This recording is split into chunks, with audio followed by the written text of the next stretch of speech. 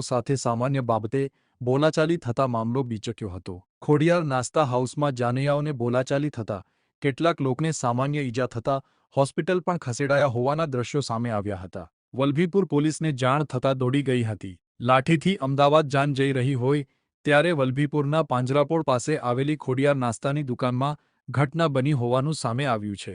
જો કે થોડા સમય માટે ચક્કાજામ જેવી સ્થિતિ રસ્તા ઉપર સર્જાઈ ગઈ હતી।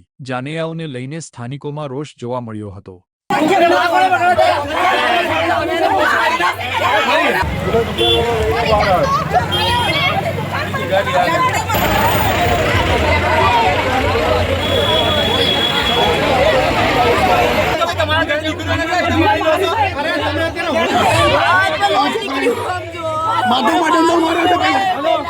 दुकान वाला है